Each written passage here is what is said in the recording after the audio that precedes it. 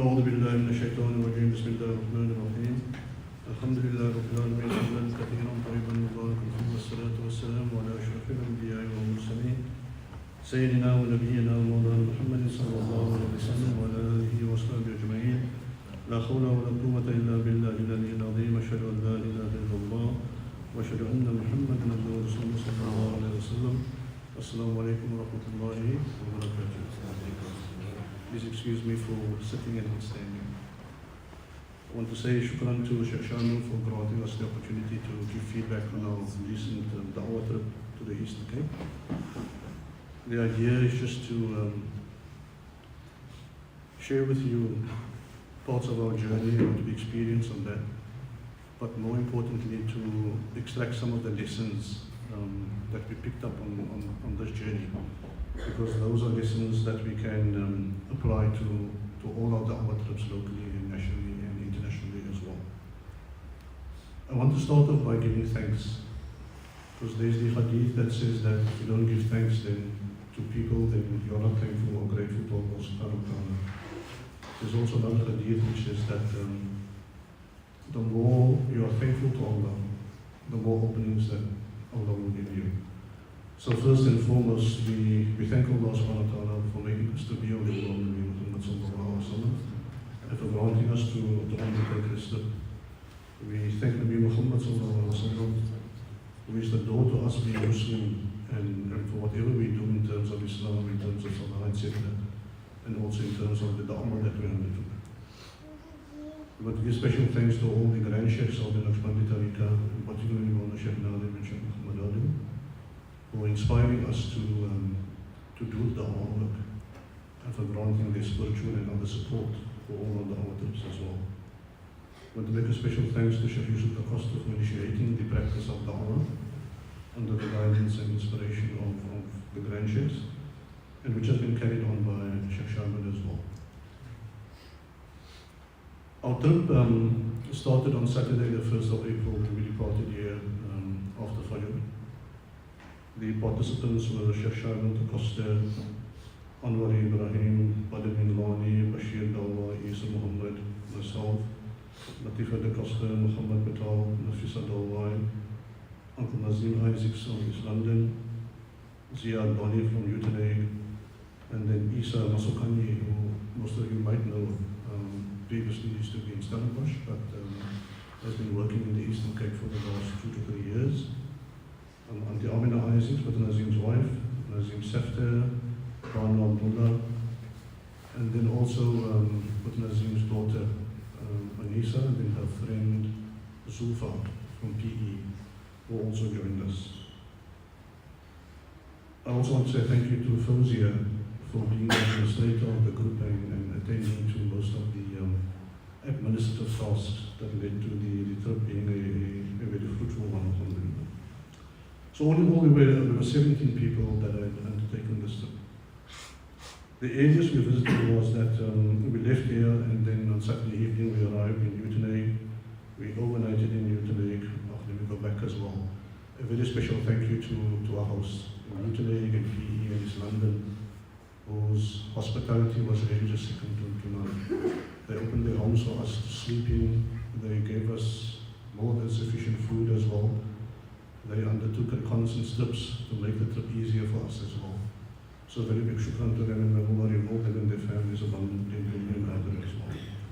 So we overnighted in Utenay on Saturday night, and then Sunday morning we left and we went through to East London to put us in Isaac's place. From there we booked into the accommodation, and a few of us then went on further reconnaissances, just the contacts that we were given, just to make arrangements with them. So we met with people in Badansani. They called it native units. They called NU1 and NU2 and those things like that. And we met with representatives in NU5 and NU7. And there's also a place called Chickens Farm. Chickens Farm has got a history that I'll come back to a bit later on. But we met with the exco of the people who coordinate activities on Chickens Farm. So our real work started on Monday morning, the 3rd of April. And the first place we stopped at was in Malansani at NU5. One of the ladies that we had met the previous day, they had made arrangements and we went to that house. And here one can see the benefit of doing reconnaissance, because when we came there were probably at least 200 people, I think. And it just made things easier in terms of inviting people to attend. That program went off very, very well, alhamdulillah. From there we went to NU7. There was quite a camp that we also did some reconnaissance the day before. So we went there and we had a program there. And then we visited a Masikazi children's home, which is a home for orphans and abandoned and abused children. And this was all under the recommendation by Auntie Amna, because she does a lot of work in East London, that we went there. We went there, but we didn't have enough time, and we agreed that we would go there the following day. So on Tuesday, the 4th of April, we went to the house, and we had a dhikr with them, and we gave them food, and we gave them sweets, and we gave them chips as well.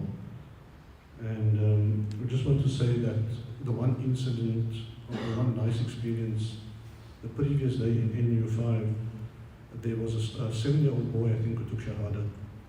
But he was so impressed with what he had experienced that he wanted us to come to his house so that we could give the message to his mother as well. We went there a few days later. Unfortunately, his mother wasn't at home. But it was just so nice to see a very young person whom Allah had impacted so with the message of Islam that he wanted this to be shared with his family as well.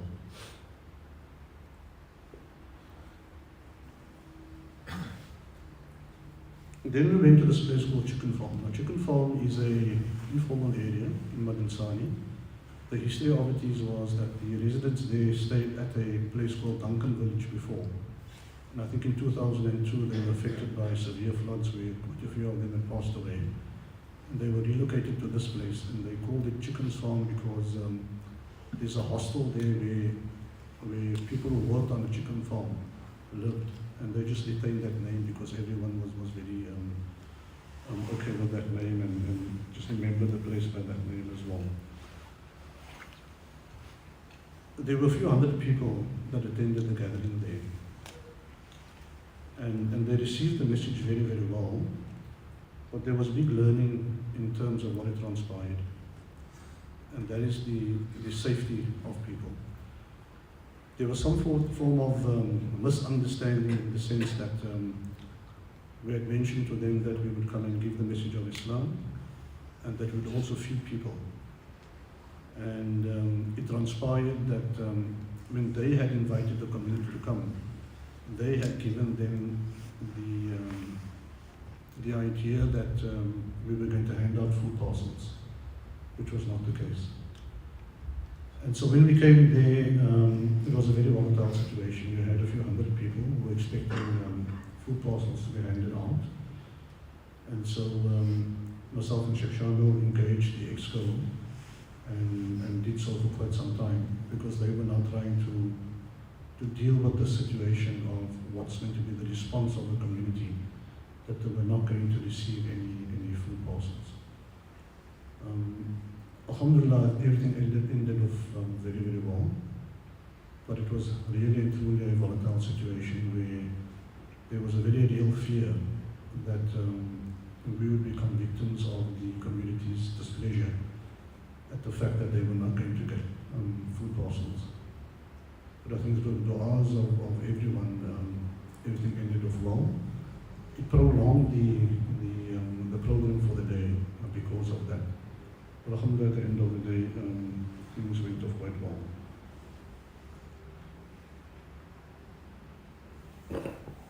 On Wednesday, the 5th of April, we went to a place called Duckets, which is one of the areas that the Isaacs family works there. And we must say that the journey was easy in the sense that one could see that a platform has been set in both in Utenhage and East London by our Murids there on doing works, which is much easier. But the turnout there, the response of people in Duckets was also just a sight to behold, I think. Just turned out very, very well. A big crowd attended, and the Murids of East London were all very, very We then went to a new area called Golden Grove, which was an informal area quite close to the airport. And there we went in blind, but we, fortunately, as we walked in, there was one of the state committee members over there, and he gave us permission to proceed. And we had a good program there as well, with quite a few people attending.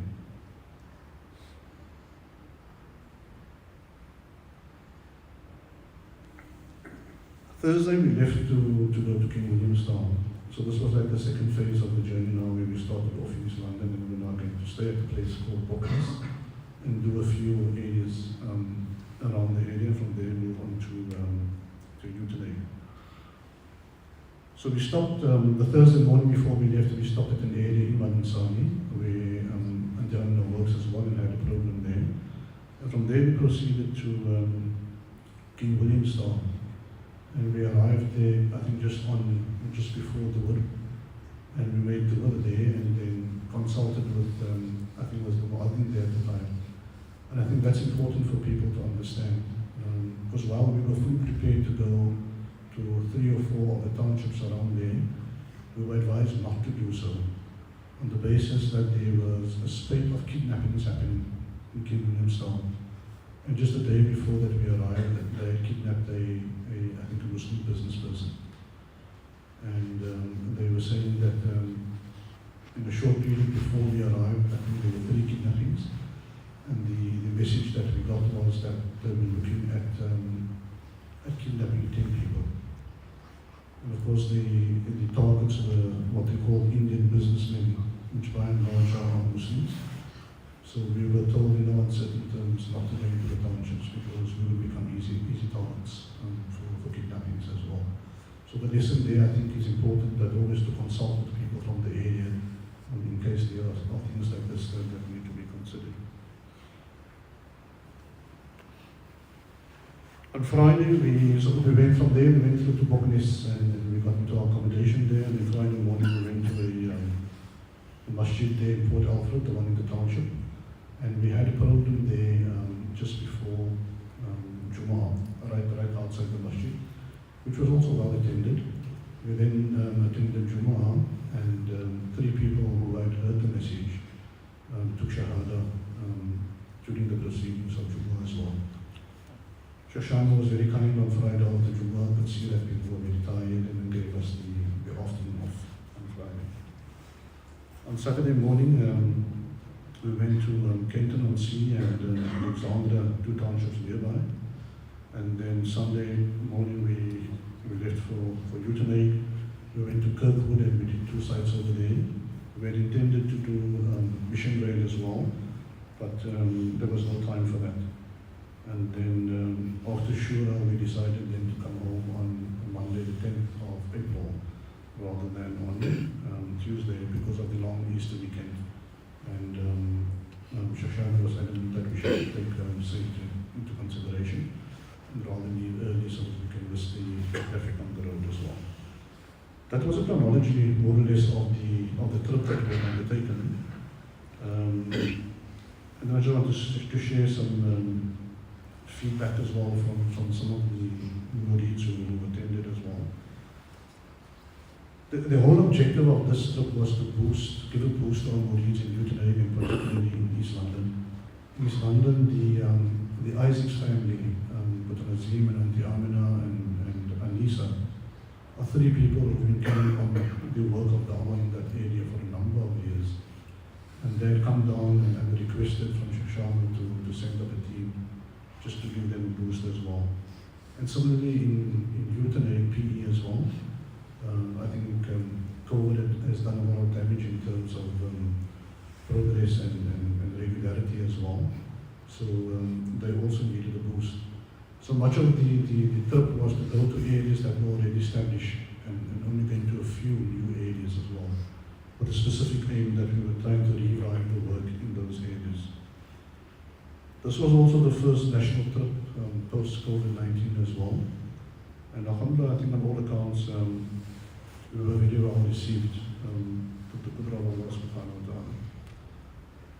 There are a few changes that are going to be discussed by Sheikh Shamil with those who are responsible for da'wah. and those will come through. But the one clear thing that Shashank made on this journey is that we mustn't chase numbers. Da'wah is not about how many people take Shahada. Our only key obligation is to deliver the message.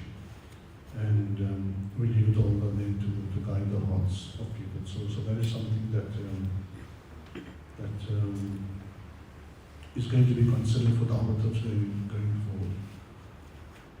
Also, we didn't even count the number of reversions as well. On similar lines that we're not really chasing numbers. The idea is just to deliver the message and give it to Allah to guide the hearts of people. The group that went were very experienced in terms of age and experience in terms of da'wah as well.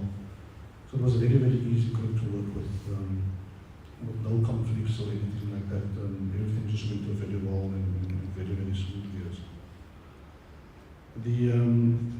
The one point is that of safety of everyone. And we've spoken about what had happened at Chicken's Farm. And I think there are a number of measures that one can adopt to minimize the risk of safety being compromised. I think the first one is that of dua. Everything starts off with dua. And so it's important that when we leave in the morning that we make dua, and that when we drive into the sites, not to engage in vain talk, but rather engage in dhikr and dua and asking Allah to open the way for us and to keep us in His safety and protection. The second measure, I think, is always to try to have a contact in the area that you're going out to. And in this way, it sort of gives you more acceptance in the areas that you go to. And that just adds to the safety of people as well. There are a few logistical measures that one can employ as well, and I think what we must do going forward is that to appoint one person who deals specifically with security measures when one is delivering the message of Islam.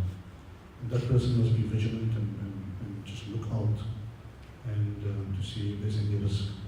But this must be on the hearts and the minds of everyone who's participating, just to be very, very vigilant in terms of what's transpiring, because things can change in a minute. One of the practical things, for example, is to park the vans in a manner. The roads and those in the townships are very narrow and gravel and all those things.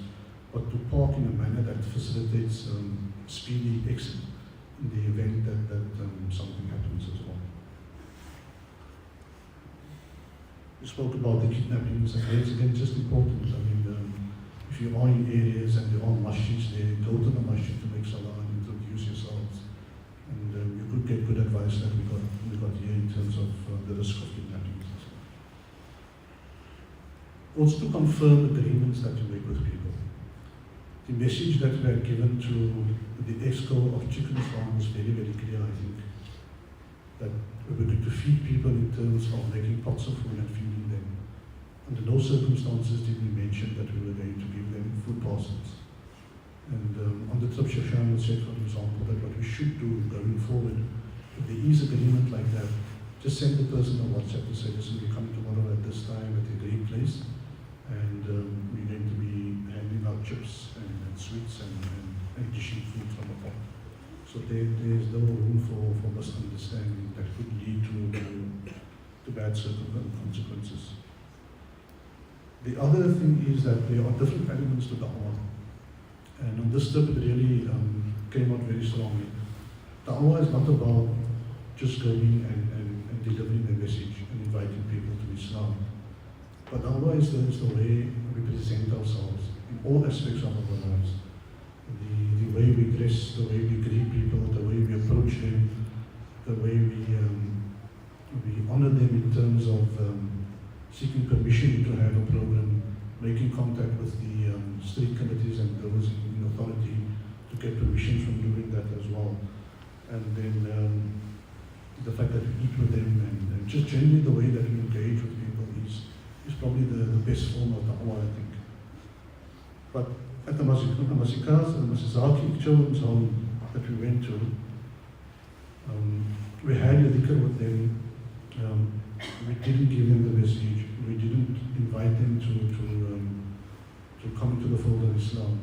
We just wanted to be there to show them that we care for them and that we love them as well.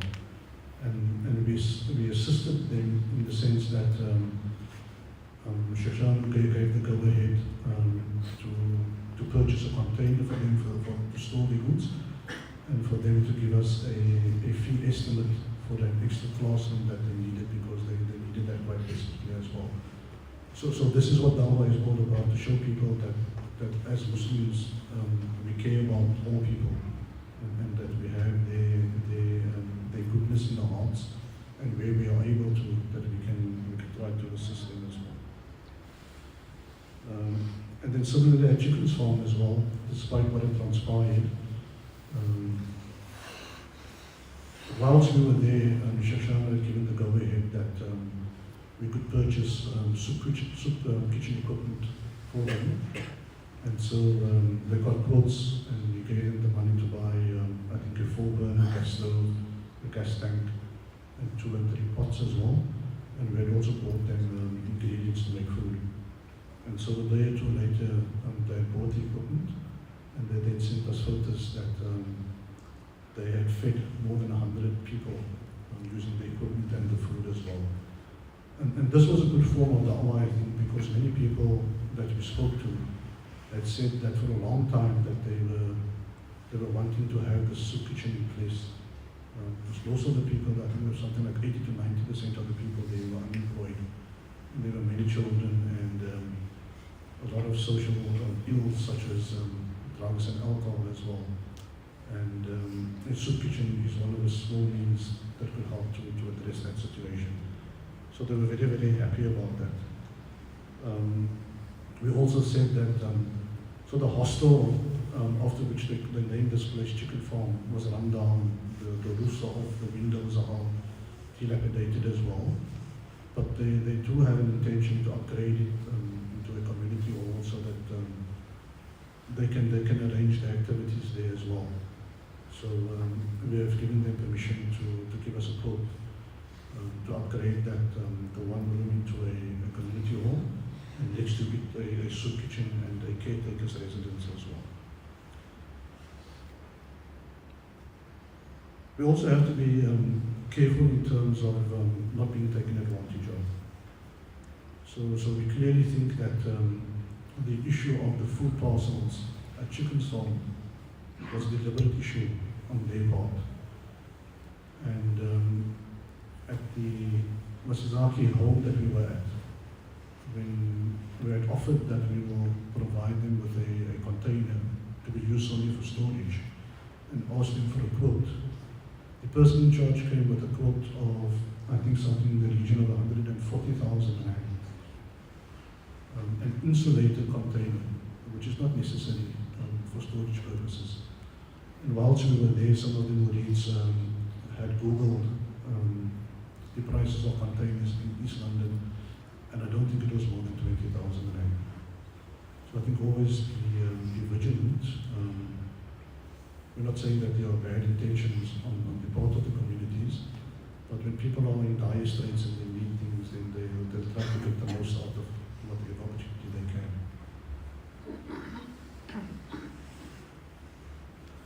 It's very important to consider the culture of the people that we go to, in this case the Xhosa culture, for what we have done. But he asked us that when we spread the message of Islam again, be very careful of saying things like Jesus is the Son of God, because people feel offended by it. So after consultation with Sheikh Shanu, we responded and we said that, look, we have to say that because it's a principle of Islam. We don't believe that Nabi Isa is the Son of Allah. But the manner in which we do it is very important. The good advice that Sheikh Shanu gave was that when we make that point, and any other point that we make in Da'wah, that we say that this is the viewpoint of Islam. Because if we don't say it in that way, it's almost like imposing on people, you have to believe this. And we don't consider what you believe. And people take offense on them. So we can say that in Islam, the understanding is that We honor Jesus, but not as God or as the Son of God, but rather as a messenger or prophet of Allah. But that we understand that there are different beliefs and different opinions. And we appreciate that, and we accept that as well. And it is not our intention to look down at other people's beliefs as well. And I think going forward, this is very, very important for all of us.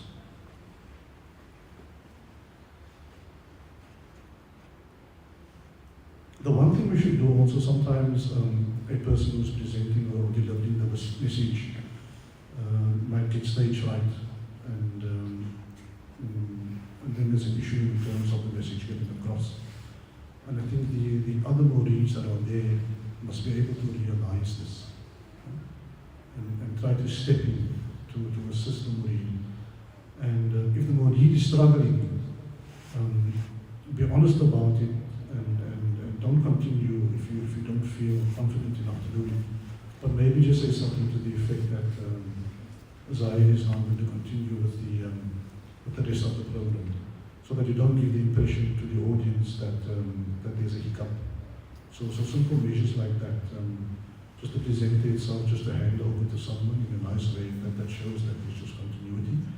And for the remaining Murids also just to be vigilant, and if required to step in and to help the presenter as well. The one point made by one of the Murids is that, and I think it's a concern in quite a few of the way that we deliver the message, is that there's a very big difference between asking people to accept the message and to actually take Shahada, to revert to Islam. When we tell people about the two principles of Islam, that there is only one God, Allah, and that Nabi Muhammad is the final prophet, who followed Nabi Isa alayhi salam, asking them to accept that message or understand that message is very different in getting them to testify in that belief as well. So it's important if going forward that we are going to ask people to revert, that we don't ask them to accept the message, but that we actually ask them to revert, testify that there is only one Allah, Muhammad is the final messenger as well. In Alexandria, there was an interesting person that we met by the name of Naqshbandi, who had stopped there at the masjid there and performed salah. And they had made arrangements, Ziyad had gone there and had made arrangements for one of the locals to accompany us. He wasn't there, but the shopkeeper then gave us Naqshbandi to take us around. Naqshbandi's got an interesting background. He was in jail for an extended period for murder. Not that he had himself committed a murder, but was part of a group that were arrested for murder. And of course they didn't want to pimp each other to say who had committed the act and those things like that. So everyone accepted the guilt, and then they were all sent to prison as well. But he was in a maximum security prison for 12 years. And so when you see a prisoner, a normal prisoner coming out, the person is full of tattoos, etc., etc., etc. He didn't have a tattoo, not a single tattoo. And he had used his time in prison. I think he became Muslim in prison, if I'm not mistaken. And he had used his time in prison to influence others to become Muslim and to lead good lives and to rehabilitate themselves as well. And when he came out, he continued with this da'wah as well. And he told us that the only reason that he survived, the only reason that he didn't have a single tattoo on his body was because of Allah. He had accepted Islam, he had given himself over to Allah, he had used his time in prison for a long time to influence not only fellow inmates but even the warders as well. And he says that things went so well that the time that he was in prison, many bad things happened, and the killings, etc., and those things. And while he was there, because of his influence, these things stopped happening. And then he was transferred from high security to a medium security. And he said within 2 weeks, 2 inmates killed a warden, and things just went haywire again, because there wasn't that type of influence to guide the inmates as well. The other interesting point that he made was that when he came out, he sort of hid the fact that he was a Muslim. So he didn't like openly wear a fez or make salah in public and those things like that. And when we asked him why it was like that, he mentioned that there were a number of prisoners who had become Muslim in prison and then were discharged and released, but then went back to their old activities of crime, etc., etc., etc. And he didn't want fingers to be pointed to Muslims in jail, because that's what people think. You know, that is a Muslim committing that crime, and so all Muslims are bad and that. So in that sense, and to prevent themselves from being targeted by the community because of the acts of certain Muslim individuals, they sort of hid their Islam and trying to practice very quietly about it. In Mission Vale that we went to, I recall from the last trip that we went to this house where they said that the first time that they had come there, this lady had invited them and said that she had dreamt of a person in a turban who had said that Muslims were going to come and that she was invited. And when they inquired about her and they showed the pictures, it was Mama Shekhnam that she had dreamt of. And so we went to this house again to have the program. The lady wasn't there because she was ill and she was being looked after at a different site. But alhamdulillah, we made the decision that we would then honor her because of what she has, for the opening that she had granted us, to visit her and make dua for her, just spend some time with her as well. So that was a fairly touching moment. Just a few of the lessons I think that we can draw. I've mentioned a few. But the one very stark thing is the lack of youth participants in this da'wah trip. Now, our youth are our future. And I think Sheikh Yusuf had made it very clear that Allah has favored the Naqshbandi tariqah with this mission of da'wah.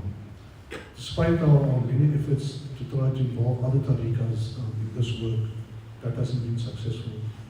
And Sheikh Yusuf has said that maybe it's because Allah has chosen us as the Naqshbandi tariqah to do this important work, which is the greatest sunnah of Nabi Muhammad sallallahu alayhi wa sallam.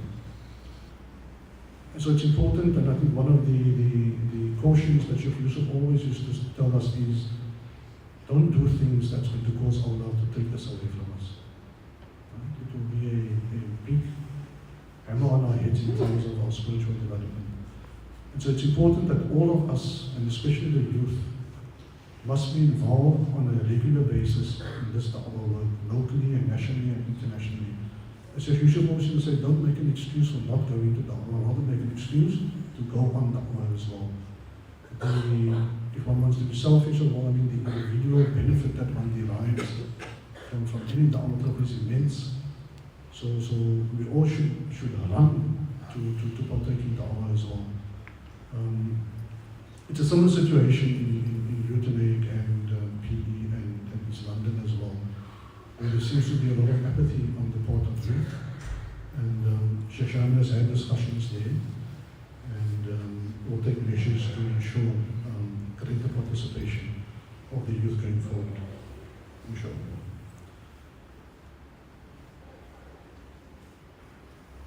It's non-negotiable to have a causes speaking person to accompany us on trips like this, or any other languages to the other areas that we go into. We're very, very fortunate to have Isa with us, not Isa Mohammed, but Isa from Naqshbandi previously. It was just a revelation on this trip. He's been away for 3 years, hasn't done da'wah in this time, but you could see from the heart that there was just a sight to behold in terms of how he took da'wah to his heart and delivered the message and encouraged people, even encouraged ourselves as well.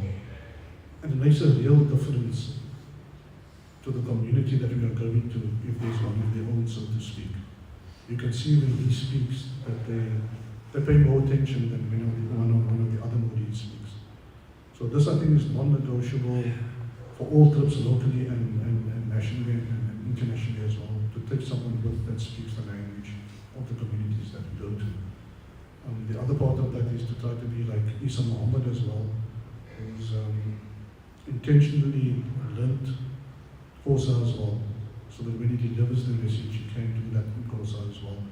And you can again see on the faces of people how they appreciate the fact that someone not from their community has taken the effort to learn their language and to speak to them in that language. A number of the sites that we went to, when we asked people, do you understand English, Afrikaans, and they would respond, but they would ask, but how much do you know about Xhosa? So I think that makes a big difference in terms of the da'wah. I think that if we can do that, I mean, you don't have to learn the grammar and those things, of course, but maybe just as Isa has done, just sufficient to say a few words and to deliver the message in Xhosa as well. There's clearly a need for more regular contact with Murids in other parts of South Africa as well, in the States, in the EU today, in East London as well. You could really see that the Isaacs family telling us, for example, that they don't have family over there, we are their family. And it's very difficult for them to be on their own. And so we need to find ways to make more regular contact with them, whether it's by phoning them regularly, keeping in contact with them. If you're going to visit and you're going in that area, pay them a visit as well. And then obviously also to arrange more regular da'wah trips to those areas also. I think we've spoken about the importance of reconnaissance, and you can see the difference in terms of the number of people that attend. Timing of da'wah is important. There was a concern, for example, here that we were going over an Easter weekend, where there's a lot of traffic on the road, and Easter has a significance to Christians as well. I think the belief is there's a time that they believe that when Jesus was crucified, and so these things need to be taken into account when one arranges the da'wah trip. Personally, to me, it wasn't an issue, but I think if people feel that we need to take this into consideration more, then that needs to be done going forward. We've spoken about safety and security. We've spoken about the fact that we're not chasing numbers. Our objective is simply to deliver the Islam. Sheikh Shami will decide going forward in terms of asking people to revert, because it's a catch-22 in the sense. In the one area that we went to, I think it was Alexandria, we had given the message, and we were packing up, and then an old man came along and spoke to one of the Murids, and it was Muhammad Patel. But this was an elderly man who had a checkered knife up to then, having by his own admission done lots of wrong and sinned quite a bit. And when the Murid spoke to him about Islam, and the fact that Allah forgives all your transgressions, he readily then took Shahada. So I think we need to balance the fact. I mean, we probably don't want to not give people the opportunity to revert to Islam. But we need to consider, for example, how do we do it? Some of the measures that we implemented there, for example, was after we had delivered the message and given the food and the sweets and chips and those things, that we personally engage some of the adults to speak more about Islam. And maybe that is the way that we do it in the future. Or even telling people that, listen, if you want to know more about Islam and consider Islam, you can speak to us afterwards. But like I said, there will be more discussions on that, and then Sheikh Shahana will give us further guidance on that going forward, inshallah.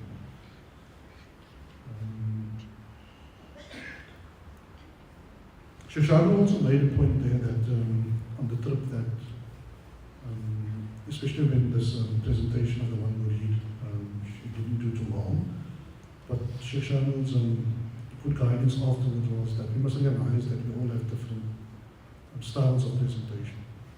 Not all of us can be Isa Muhammads or Isa from Naqshbandi. Right? Maybe some of us just very simply put the message across. But that's fine. Whatever is comfortable with us is acceptable as well. Maybe just to say a few words of some of the individuals. I mean, one doesn't want to put a feather in the cap of individuals because everyone went and everyone played a part, and we're thankful for that. I think we must mention number one, Isa. As I said, Isa, after a period of 3 years of not living Dhamma, he came back and he admitted that he was a bit nervous because he hadn't been doing this for some time. But once he got into the swing of things, and in his words, once he saw the effect that the message had on people, this had just given him more confidence. And he was like a Rolls Royce on the trip, but really, really just from the heart, that he was thoroughly enjoying it. One of the Murids made the comment that a lot of the prophets, the work that they did was as shepherds. Now, Isa works on a farm where he looks after goats. And one doesn't know if there is a connection in terms of that, just how Gandhi did on this trip as well. But it was really a revelation. And he could possibly be the answer to the request from East London for further assistance, in the sense that he's about an hour away where he works, but there's a possibility of involving him more in that hour work in East London there. And then the Isaacs family, I think one must just say very big thanks to them as well. They've been 3 people, a husband, wife and daughter, doing our work on our behalf in the East London area for a long time. And but Nazim is now elderly, he's not the most healthy of persons. He cannot walk out with them when they do the da'wah, but despite that he goes along and he sits in his car, and mother and daughter then go out and they do the invitations and the dhikrs and the da'wah and the feeding as well, which is very, very risky in today's times, because I'm having 2 females going on. But this hasn't stood in their way, and they've just continued to work. And it is inspiring to all of us, and an example that we can all follow. Just the last 2 points. So one, I just want to reiterate the importance of da'wah in our lives. And when we go home today, let us all reflect on it. For those who are deeds or aren't here, passing the message to them as well.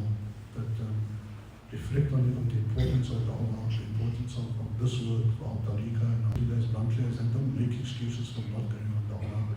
Rather follow the words and the guidance of Shaykh Yusuf, rather make excuses so that you do participate in da'wah. The last thing I want to say, I speak a bit about Sheikh Shamil. I know Sheikh Shamil is not going to be happy about this, but I think it's important for us so that we learn lessons from it. It was great to have Sheikh Shamil along. Sheikh Yusuf always used to say that if it wasn't for his legs and his illnesses, that he would have been the first in the queue on all these da'wah trips. And here we have Sheikh Shamil following this example. And Sheikh Shamil had an operation 2 weeks before we left. And there was a very real concern that Sheikh Shamil would not accompany us. Alhamdulillah, Allah made Sheikh Shamil recover quickly. So Sheikh Shamil went on the trip. And I know in the last few days Sheikh Shamil was struggling with his health, but not telling anyone about it. But notwithstanding that, Sheikh Shamil didn't make excuses, didn't request to go home earlier or anything like that. Continued with the work despite the discomfort and the pain.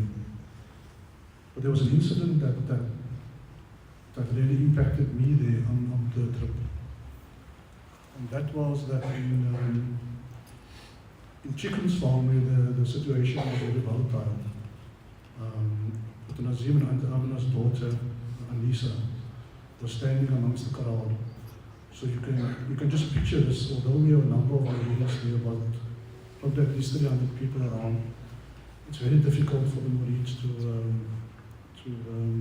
look out for the other Murids just because of the size of the crowd.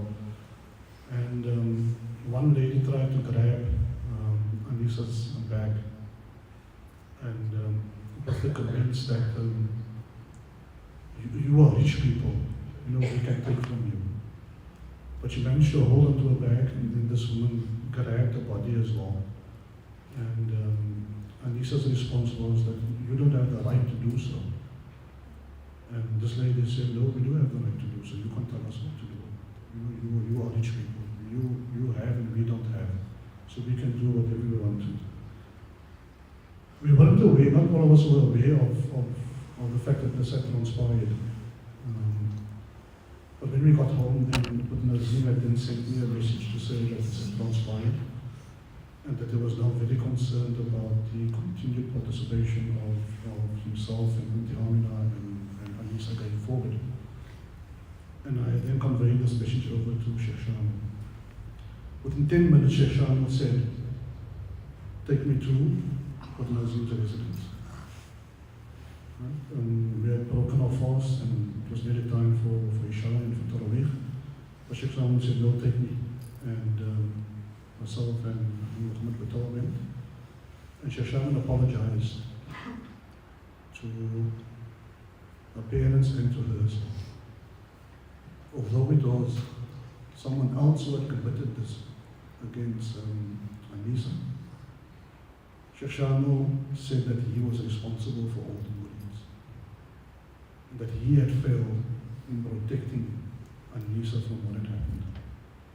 And I think this, to me, was probably the highlight of the day.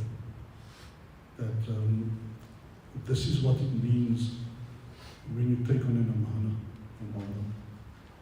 That you take full responsibility for whatever transpires. Even though it is not your fault, your direct fault that something had transpired. You are responsible. And so we all must learn from this responsibility. That Allah has favored us with being Muslims, with being the tariqah of Naqshbandi, with the da'wah work, and various other favors as well.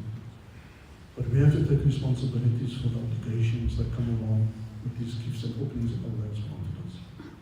And in this one incident, I think, for all of us, it's time to take our work much more seriously, I think. Life is very short.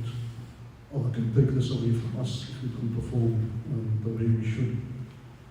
And we should gladly and openly accept these amanas that Allah has granted us. But don't take it as a secondary cause or a secondary obligation, but make it our primary obligations. But to the best of our abilities, we will try to carry out all our responsibilities in the best way that we can. So shukran very much to everyone. Thanks for your time. Thanks for the opportunity. Assalamu alaikum wa rahmatullah.